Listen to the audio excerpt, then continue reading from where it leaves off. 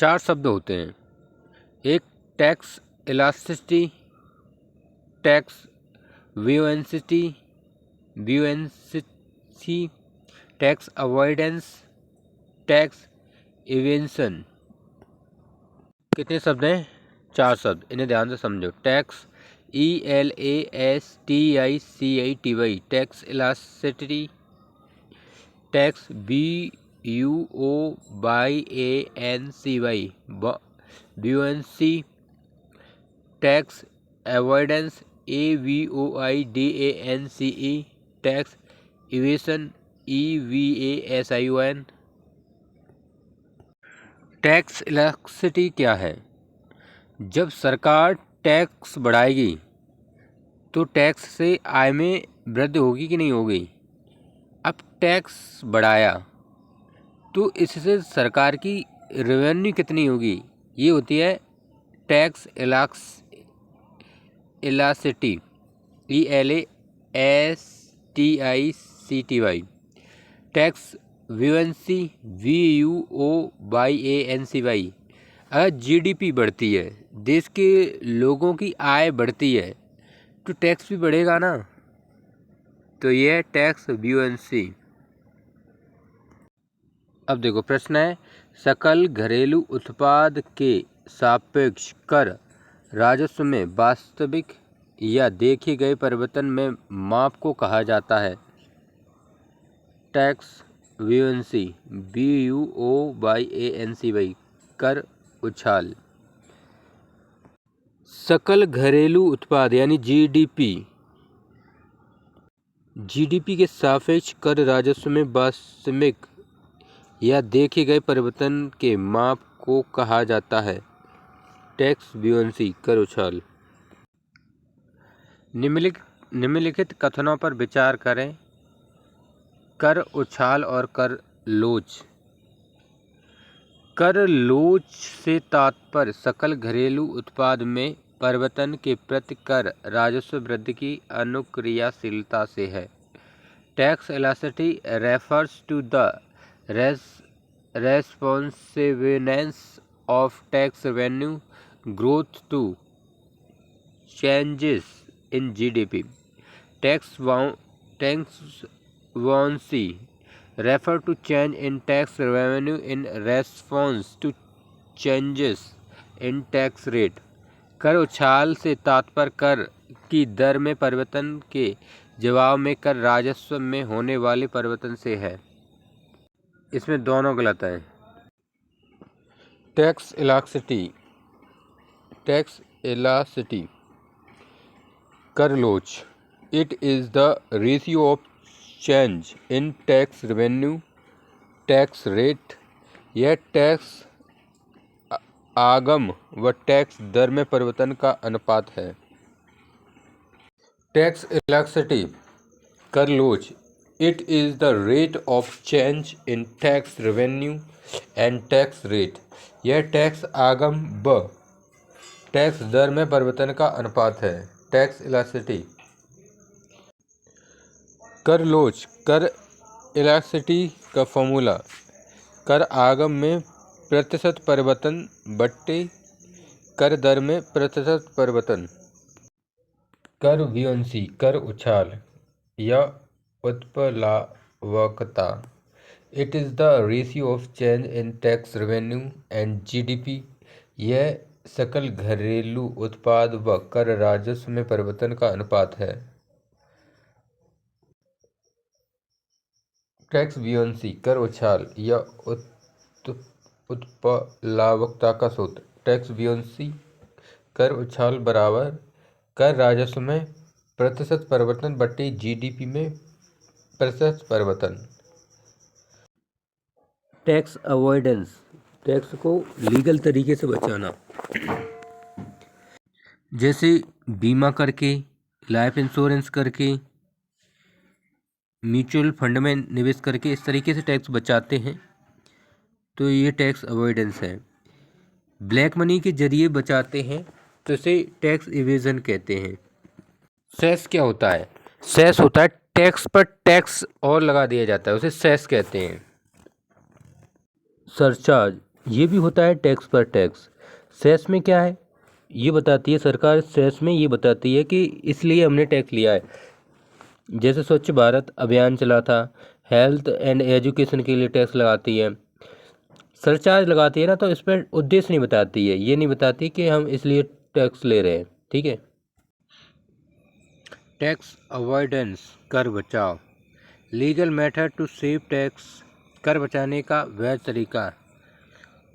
Provision of डेडुकेशन, छूट कटौती का प्रावधान। जैसे इजी life insurance, health insurance, PPF, AC, mutual fund. Tax evasion, कर अपवंचन, चोरी। Illegal method to save tax, कर बचाने का अवैध तरीका। इनकम नॉट डिस्क्लोज, आय का दर्शाया नहीं या आय को छुपाना। ब्लैक मनी, काला धन, जैसे काला धन, ब्लैक मनी। सेस, अपकर, additional tax for specific purpose, विशेष उद्देश्य के लिए अतिरिक्त कर। सेस, उपकर, additional tax for specific purpose, विशिष्ट उद्देश्य के लिए अतिरिक्त कर। 4% हेल्थ एंड एजुकेशन सेस, स्वास्थ्य व शिक्षा उपकर। स्वच्छ भारत सेस, स्वच्छ भारत उपकर। सरचार्ज, अधिभार, सरचार्ज अधिभार, additional tax without specific purpose, बिना विशिष्ट उद्देश्य के अतिरिक्त कर। इजी, जैसे यदि 50 लाख रुपए से अधिक आय हो तब 10% सरचार्ज लगता है। पेट्रोल पर 4% टैक्स, पेट्रोल पर 4 रुपये प्रति लीटर टैक्स।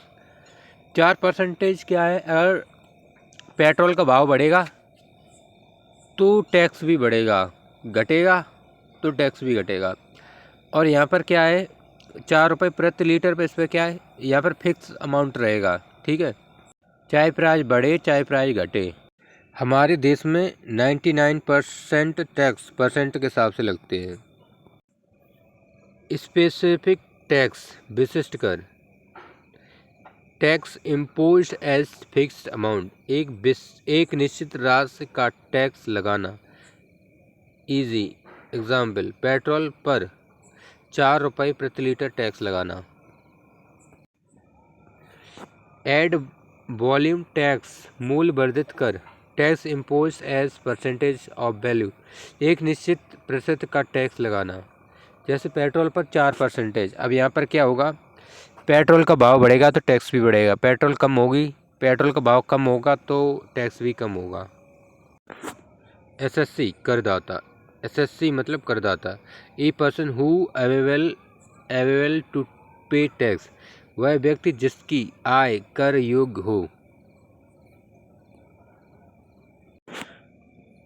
प्रीवियस ईयर क्या होती है, the year in which income is अर्नेड, वह वर्ष जिसमें आय अर्जित की गई उसे प्रीवियस ईयर कहते हैं। Assessment year, the year in which tax on income paid, वह वर्ष जिसमें आय पर टैक्स दिया गया। Assessment year, the year in which tax on income paid, वह वर्ष जिसमें आय पर टैक्स दिया गया। Assessment year, the year in which tax on income paid. Allowance, भत्ता, additional benefit given by employers to employ in cash, नियोक्ता द्वारा कर्मचारी को नकद में अतिरिक्त लाभ या सेवाएं देना। अलाउंस, भत्ता, additional benefit given by employer, additional benefit given by employer to employ in cash, नियोक्ता द्वारा कर्मचारी को नकद में अतिरिक्त लाभ सेवाएं देना। एग्जाम्पल के लिए house rent allowance, travelling allowance. Previous year को कहते हैं पिछला वर्ष। असेसमेंट ईयर को बोलते हैं निर्धारण वर्ष। प्रीक्विसाइड अनुलाभ। प्रीक्विसाइड PERQUISITE अनुलाभ। Additional benefit given by employer to employ in kind. नियोक्ता द्वारा कर्मचारी को वस्तु में अतिरिक्त लाभ या सेवाएं देना, जैसे example house, laptop, vehicle. TDS tax deducted source. TDS tax dedicated source, example 10% TDS on salary. TDS आयकर अधिनियम 1961 की धारा 194 के तहत प्रावधान है। TDS टैक्स डेडिकेशन सोर्स मतलब किसी की आय सैलरी है 1,00,000 रुपये, तो उसमें 10% कट जा रहा है और बाद में क्या होगा, जितना टैक्स होगा उतना काट लेगी सरकार और जितना बिना टैक्स के पैसा बचेगा ब्याज सहित आपको वापस कर देगी।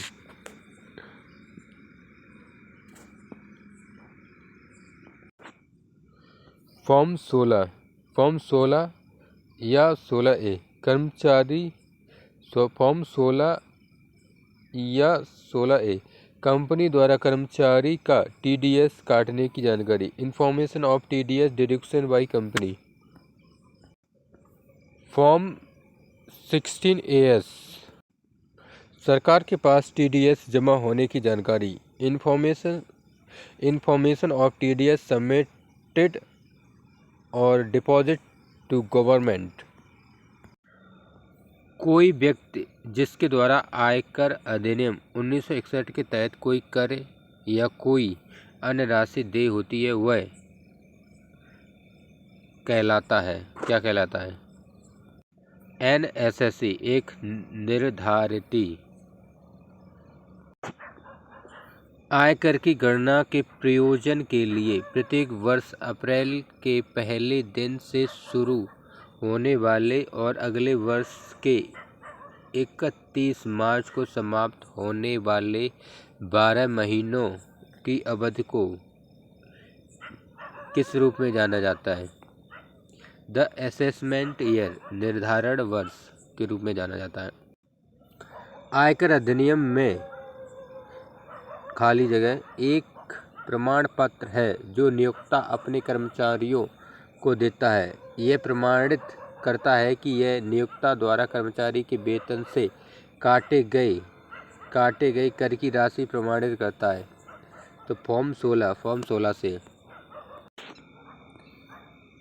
यह दर्शाता है कि भिन्न भिन्न कटौती जैसे वेतन के लिए नियोक्ता, ब्याज के लिए बैंक इत्यादि द्वारा स्रोत का कर की कटौती हो चुकी है वह सरकार को जमा कर दिया गया है। क्या बताता है? फॉर्म 26AS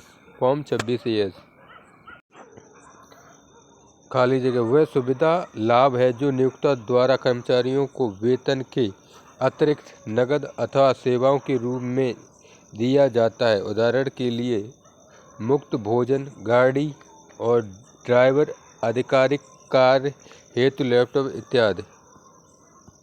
इसे कहते हैं प्रीक्विसाइड अनुलाभ।